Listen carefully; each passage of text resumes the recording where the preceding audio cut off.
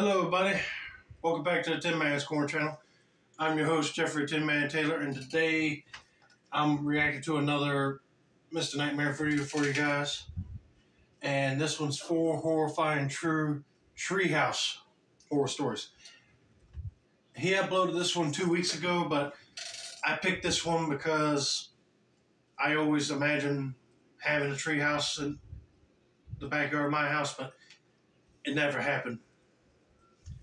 But hey, it's always a cool idea or dream to have one. Maybe in the future I might put one in the back of my own house. You never know. But for now, I'm going to turn these lights off, move the camera up here for you guys, and let's get this reaction on the road and in the bag. All right, everybody, here we go.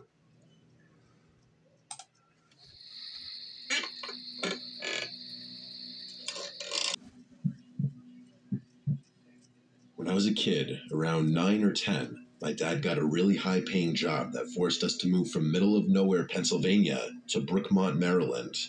I say forced, but that's probably not the best way to describe what happened. In reality, my parents were thrilled to make the move. It was a decision they barely thought about. In the span of about a month, we went from this tiny, rundown house in a relatively low-income area to a massive property in one of Maryland's nicest suburbs. You might be wondering how I felt about the whole thing. At that age, I was a pretty antisocial kid and mostly kept to myself, so it's not like I was leaving any lifelong friends behind. I didn't really have any to begin with. Years later, my parents would tell me that the prospect of giving me a fresh start was one of the reasons they were so willing to uproot our entire lives. But that's neither here nor there. The move didn't bother me much, and I was able to adjust pretty quickly. It's not like adjusting was very difficult given the circumstances, though. Like I said, the house was huge, and even my 10-year-old self could pick up on the fact that we wouldn't be struggling to make ends meet anymore. I'm not going to bore you about the pointless details about the inside of the house. I'll only tell you what you need to know. I had two older brothers, Sean and Harold. The backyard was easily our favorite part. It had a big plot of twisting hedges that made for perfect games of hide and seek, tag, or whatever else we came up with. But the best feature by far was the treehouse at the right edge of the property. Each house on the block was separated by a decently large cluster of tall trees, and the treehouse was situated directly within that patch. I say treehouse, but it was more like a tree castle. It wasn't your dad's run-of-the-mill weekend project. It was massive, spanning 6 or 7 adjacent trees. It had 3 different levels and an actual staircase built into it. Now that's what I like to call my type of treehouse. Well, not this one, but the one he's describing. Oh man, if I had a treehouse that big, I'll feel like I'm the king of the trees. Well, let's see how the story goes. Not those flimsy planks you're probably used to seeing. It was obvious a professional had built it. For a while, my brothers and I played in the treehouse every day. It was always the highlight of our day. But eventually, my brothers got bored of the treehouse. They were older and in that awful teenage phase where nothing was cool anymore. Eventually, I was the only one who played up there, which kind of sucked. I was really torn up about basically being abandoned up there, but my brothers refused to come back no matter what I said. One day, I climbed up into the treehouse and found a folded piece of paper sitting in the corner. To this day, I still remember the exact words written on that first note. It said, "Hello, I'm the Marshmallow Man. It's nice to meet you. What's your name?" I was the happiest kid alive. I assumed it was one of my brothers playing a game with me, so I played along, hoping... I don't think this is a game, dude. This might be a sicko stalker person. ...to re-interest them in the treehouse. There was a stack of paper in the treehouse that hadn't been there before, so I eagerly picked up one of the markers we had in there and wrote back, leaving a little note with my name. I placed it where I had found the first one, excited to play this new game. That night, I wanted to ask my brothers which of them was the Marshmallow Man, but I was afraid they'd stop playing if I said anything, so I kept quiet. For the next few days, I'd come home from school and run straight to the treehouse. Each time, there'd be another note waiting for me. At first, the notes were innocent and sounded exactly like stuff my brothers would say. I was having a lot of fun with it, but as the days went on, The notes got stranger. The Marshmallow Man started asking me increasingly personal questions that I didn't fully understand. Things that didn't make sense for my brothers to ask, like, what's your favorite time of day to play outside? Or what do you usually eat for breakfast? I don't remember every question he asked, but one of them that will always stick with me was, which window in the house is your bedroom? Red flag, red flag. No, that don't sound like something your brothers would do. I'll be taking those notes straight to my parents and be like, what should we do? This ain't good. I look back at that exact question and literally feel sick to my stomach. At the time, I still didn't think too much of it. I assumed it was still one of my brothers, so I answered every question without hesitation. But the next note was so unsettling that I couldn't keep quiet anymore. It was something like, what do your pajamas smell like? Or something nasty along those hey, lines. no, that's a I stormed perv. inside and confronted my brothers, demanding to know which of them was behind the notes. They both started laughing at me and denied it. Both of them swore there was no such thing as the Marshmallow Man and started making fun of me for still playing make-believe. I started crying and ran out of the room. I remember being a mixture of sad and angry. I knew one of them had to be lying. Instead of going to my parents, I hatched a plan to catch them in the act. I was not prepared for what was about to happen. That night, as I lay in bed, I heard tapping at my window. I froze, feeling my heart start to beat out of my chest. I was already scared of the dark to begin with, so the tapping added a layer of fear that I couldn't deal with. I sat there in the dark for what felt like hours, too scared to move. Eventually, I forced myself to sleep. The next morning, I pulled back the window curtains and almost screamed. Taped to the outside of my window were dozens of marshmallows.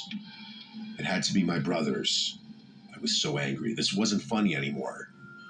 I decided I'd catch them red-handed the next night. I pretended like I hadn't noticed the marshmallows and didn't say a thing to either of them all day. Later that night, I was ready. When the tapping started again, I jumped out of bed and yanked the curtains open, ready to yell at them. But it wasn't my brothers. On the other side of the glass was a man, an old, disgusting man with yellow eyes and what looked like rotting teeth. He had patchy hair on his head and smiled at me when he noticed me looking. I don't think I've ever screamed louder in my life. I felt like I was going to die in that moment.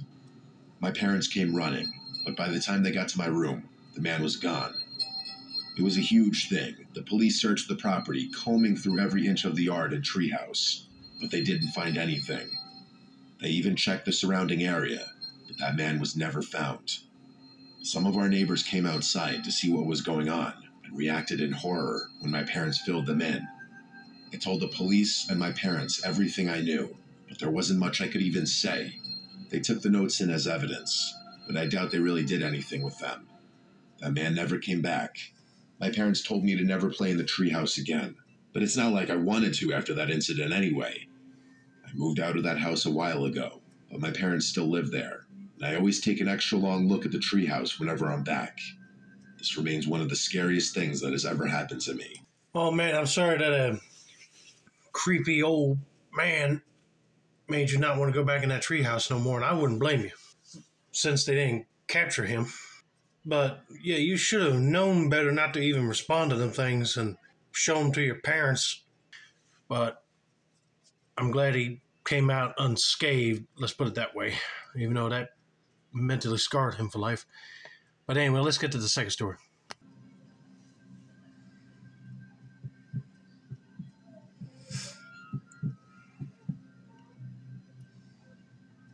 This memory has been on my mind a lot lately.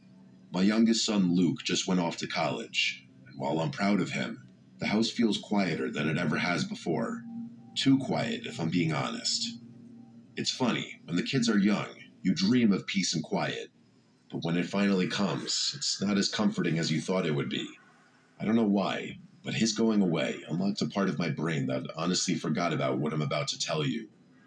People have told my wife and I that it's normal to be thinking a little extra about memories from my kid's childhood at a time like this, so I guess it's not too surprising. I still remember when he was just a little kid, full of energy and curiosity, always getting into something. There's one memory I have of that time that is definitely not all sunshine and rainbows, though. Luke was 8 years old when this happened. Even now, I can't fully make sense of it. I'm a carpenter by trade, so I'm pretty good with my hands. Always have been.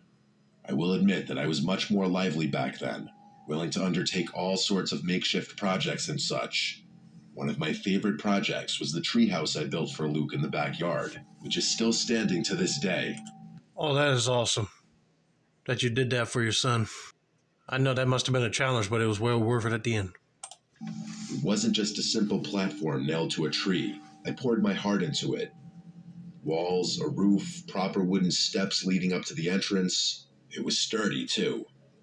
I wanted it to feel like an extension of our house to him, and I definitely succeeded in that regard. My wife Christy wasn't thrilled about it at first. She worried it was too high off the ground and unsafe. But Luke was the kind of kid who was always climbing trees anyway, and I figured it would be safer to give him a proper ladder rather than let him scramble up branches that could snap. For sure. Christy eventually came around, and Luke absolutely loved it. I should probably tell you a little bit about our property so that the story makes more sense. Our house was at the very end of a dead-end street in a relatively woodsy area. The backyard actually bordered the woods, which was part of why Christy and I fell in love with the house in the first place. It was private and peaceful, and we're kind of people that like keeping to ourselves. I still laugh when I think about all the times friends and family members have gotten lost trying to find our house. The yard wasn't huge, but I could clearly see the treehouse from our bedroom window, which was one of the deciding factors when I was determining where to build it. I wanted to be able to keep an eye on it should Luke hurt himself or something like that.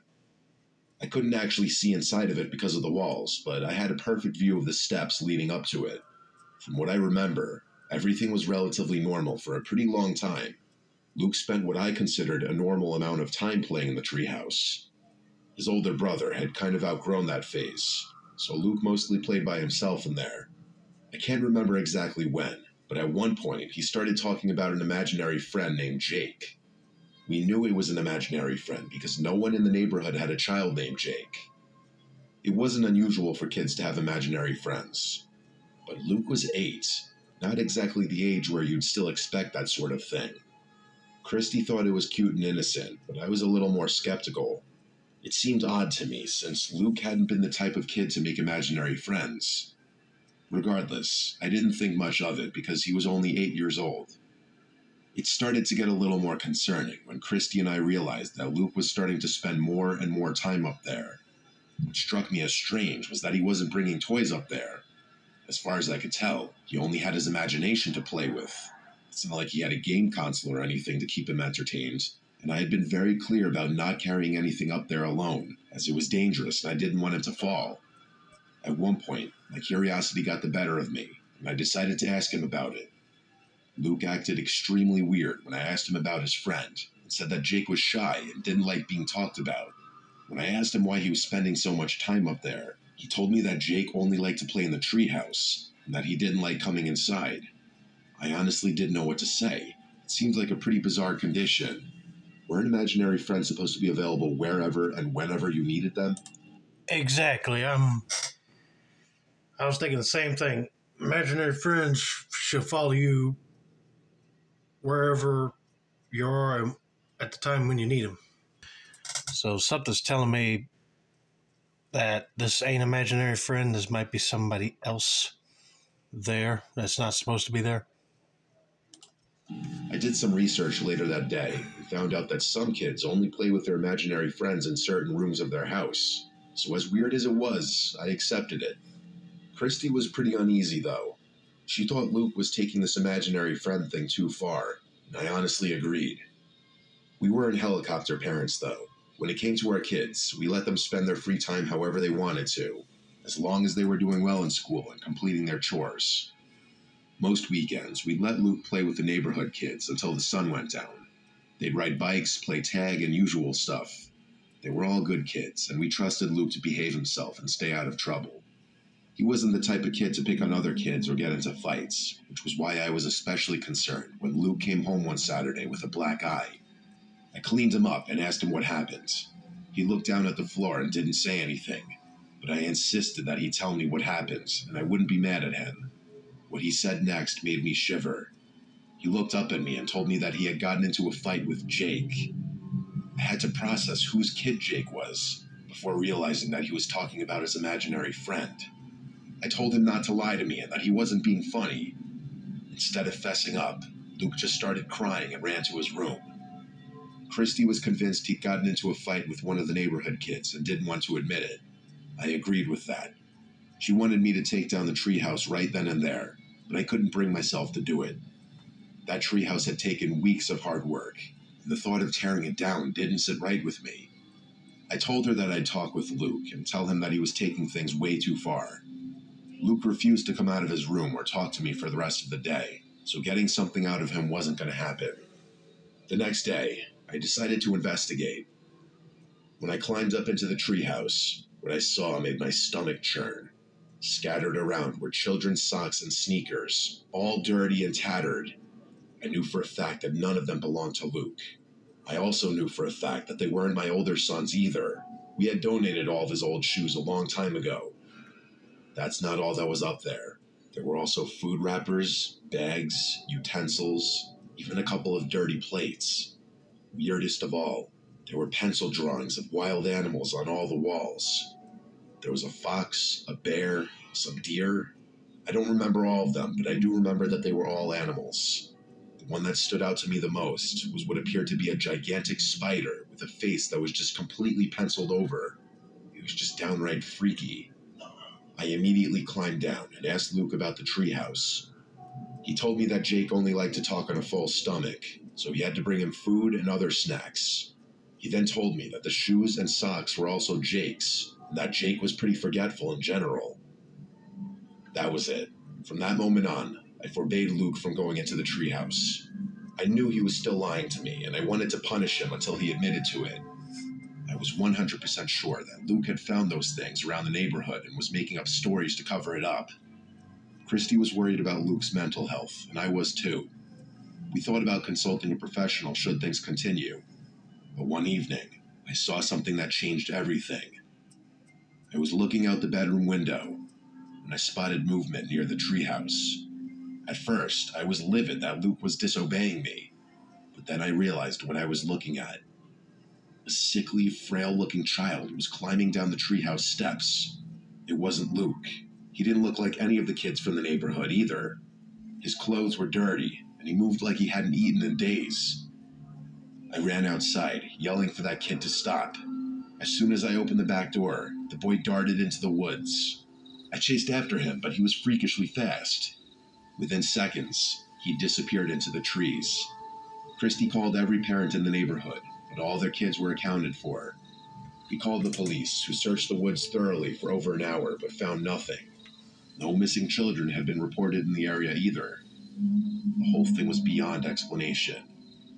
With my consent, the police questioned my son about that kid, and what he told them was horrifying. Apparently, Jake claimed to be a magic boy who lived in the woods with his other friends. His friends were supposedly all animals, as he called them bear, fox, and names like that. Every time Jake would come to visit my son, he'd beg him to leave his family behind and join him in the woods with the rest of his friends. He'd then get mad when Luke would refuse and make these strange noises. I don't know why Luke never told me any of it, and there was a part of me that felt responsible for putting him in danger like that. The police conducted a full search of the woods, but never found a thing. We never saw Jake again after that. Christy has always been incredibly superstitious and theorized that Jake wasn't real. I don't believe in stuff like that, but the way she talks about it always gives me an unsettling feeling. I honestly don't know which explanation is freakier, the fact that some paranormal entity was interacting with my son, or the thought that there might be woods folk lurking around somewhere in the forest behind my house. I think both scenarios would be freaky enough already. Yeah, if your boy ain't willing to tell you the truth, I would punish him for not going to that treehouse. But your boy should have had the courage to go ahead and tell you what was going on, even though you would think it was an imaginary friend thing happening. But no, that would be scary to find out that there's actually people in the woods that act like animals, mostly. I'm glad you called the cops, but I wish they were able to find them people. That is spooky. If I ever get a treehouse, I'm definitely thinking about putting like those big lights on the pole just so it will light up the area at night, just to see if anybody's prowling around out there, you know what I'm saying? Then I could catch them in the act.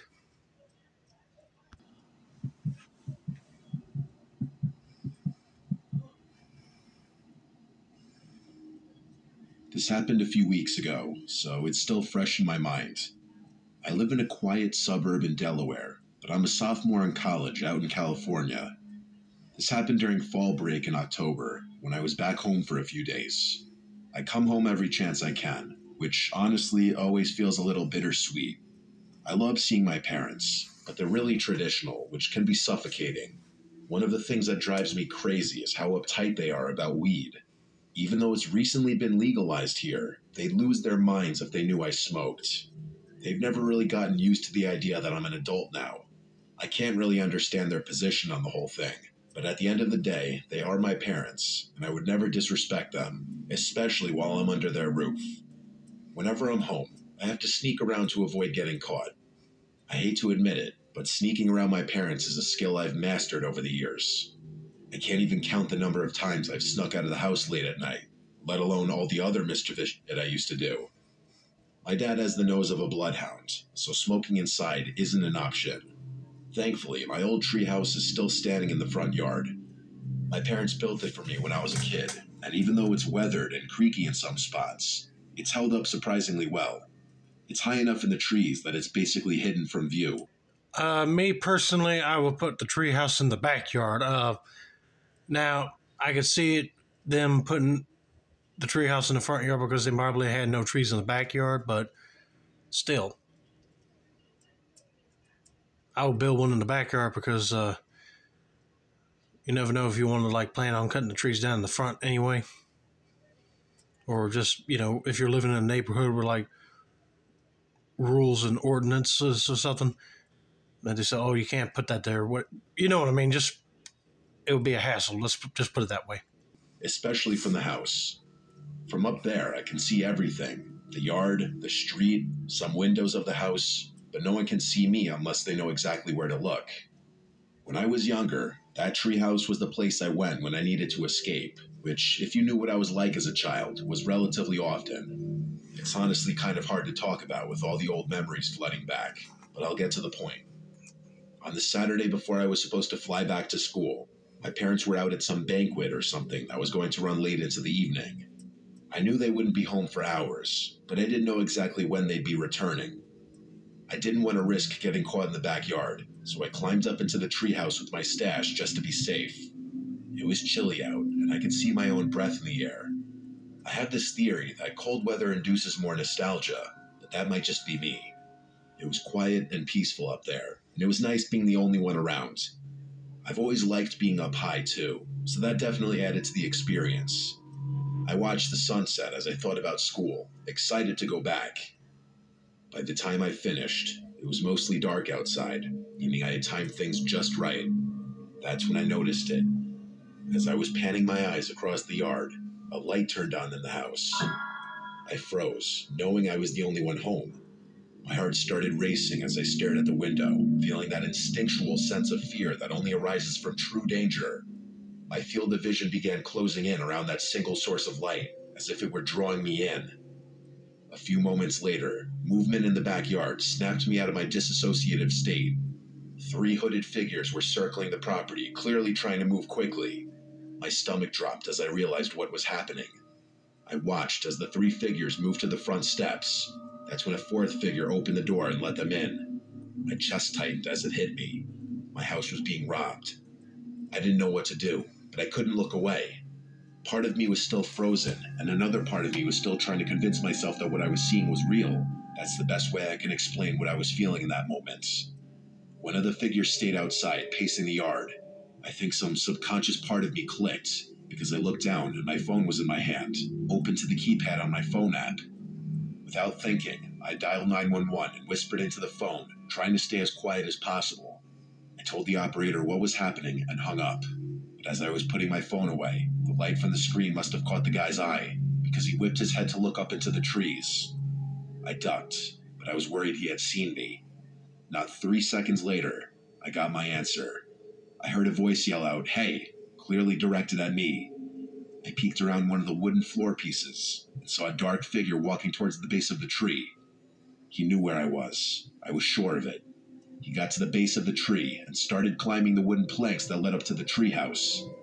I screamed that police were on their way, hoping to scare him off, but he didn't stop. He just kept climbing, his hands gripping the planks like he was determined to get to me.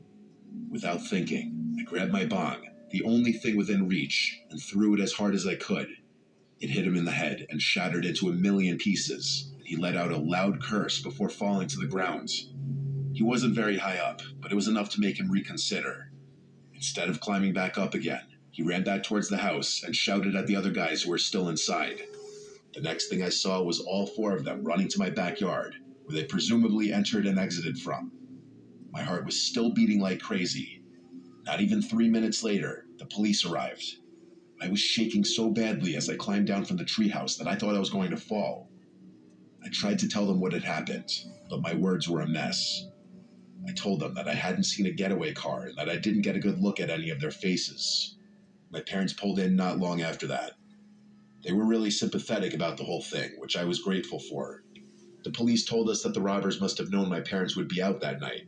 It seemed like a planned job, but what they didn't plan for was me being there. I still don't know how to feel about it. I especially don't want to think about what would have happened had that guy gotten all the way up to the treehouse.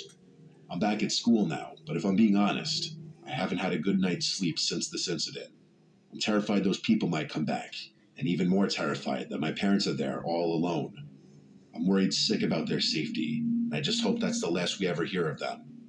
I hope I never have to give an update, but I will if God forbid something comes up.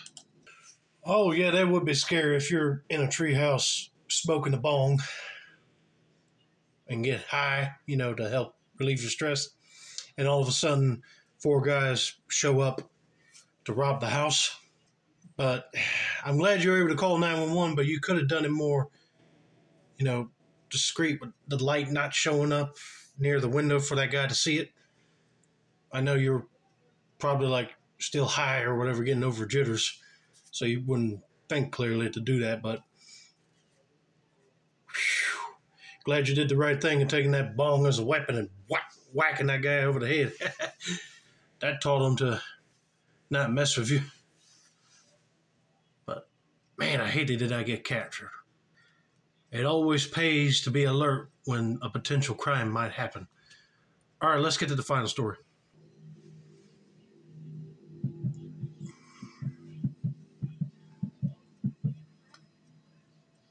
When I was a kid, I had a very nightmarish experience at my childhood home. My family moved to this house when I was 4, so I really don't remember anything of the house we lived in when I was born. We lived in what I call my childhood house from when I was 4 to when I was 14, so exactly 10 years. I loved that house. I have very good memories from growing up there.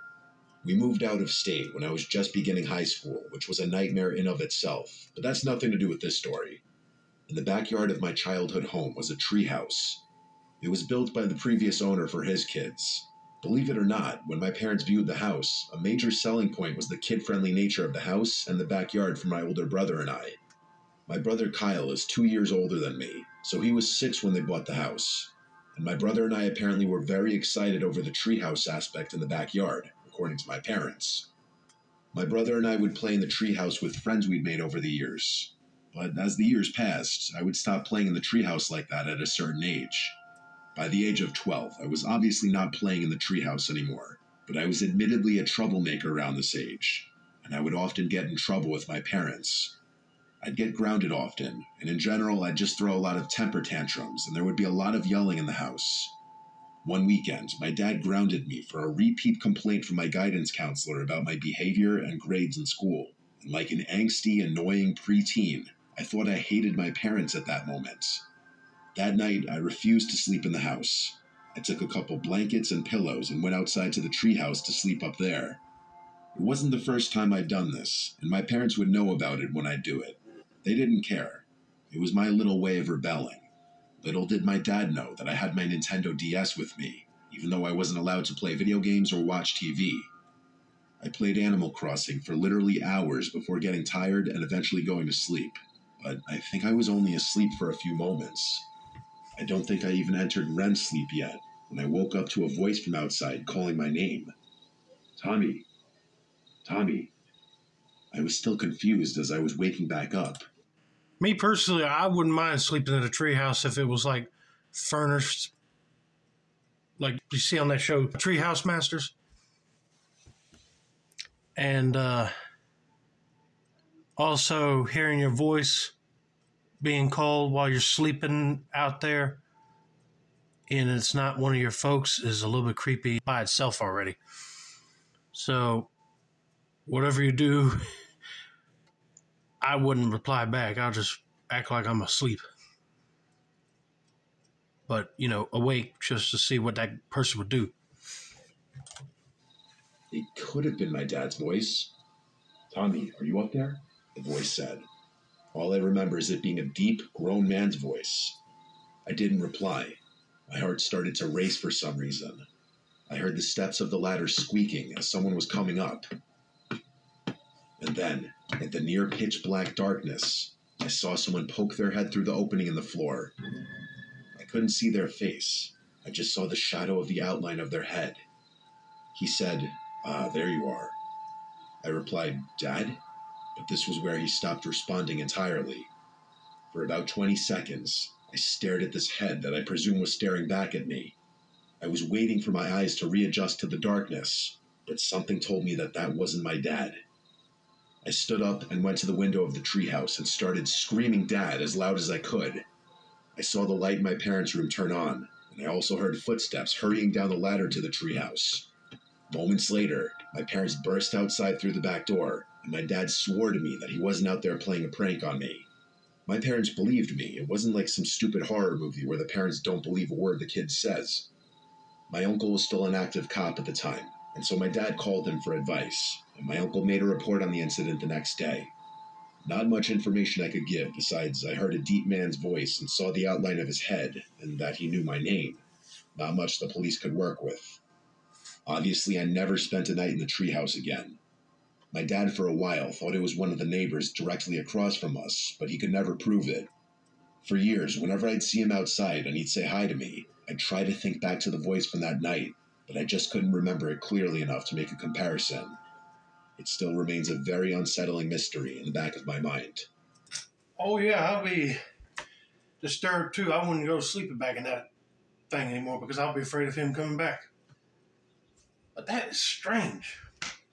I hope they do catch this guy because that is just scary altogether. But anyway, I hope you guys enjoyed this video.